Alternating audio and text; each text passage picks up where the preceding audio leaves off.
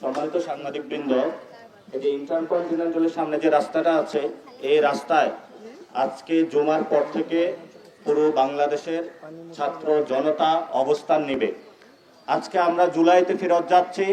আমরা কোনো দল বুঝি না, আমরা বিএনপি বুঝি না, আমরা জামাত বুঝি না, আমরা এনসিপি বুঝি না। আমরা একটাই বুঝি, বাংলাদেশে একটাই, সেটা হলো জুলাইয়ের যুদ্ধরা আজকে রাজপথে ফয়সালা করবে বাংলাদেশ আওয়ামী লীগের।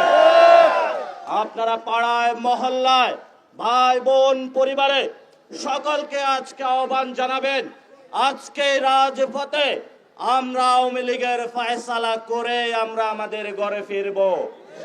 আজকে আমরা দেখব কারা বাংলাদেশ আওয়ামী লীগের নিষিদ্ধ চায় আর কারা বাংলাদেশের আওয়ামী লীগ নিষিদ্ধ চায় না।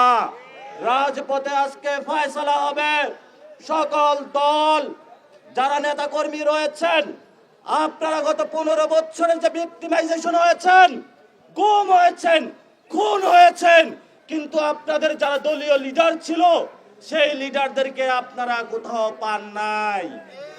আপনারা জনগণ, আপনারাই শক্তি, আপনারাই গুম হয়েছেন, আপনারাই খুন হয়েছেন, আপনারাই জেলে গিয়েছেন।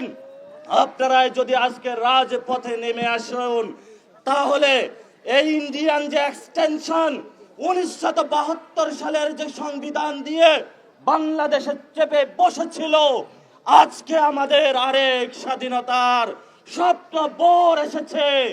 আজকে বাদ জুমা সকল বাংলাদেশের নাগরিক আপনারা আজকে এখানে ইন্টারকন্টিনেন্টালের সামনে মঞ্চ তৈরি হচ্ছে, ঐক্যবদ্ধভাবে জমায়েত হন। আজকে আমরা রাজপথের ফয়সালা নিয়ে ঘরে ফিরবো ইনশাআল্লাহ। সেই লড়াইয়ের অগ্রিম অভিনন্দন জানিয়ে আমাদের প্রেস কনফারেন্স এখানে সমাপ্ত হলো।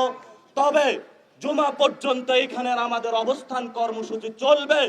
জনতা যখন সেখানে মহির উপসমুদ্রে সবাই ঐক্যবদ্ধ হবে, আমরা এখান থেকে মিছিল নিয়ে সেখানে তাদের সাথে ঐক্যবদ্ধভাবে জয়েন করব। ধন্যবাদ সকলকে।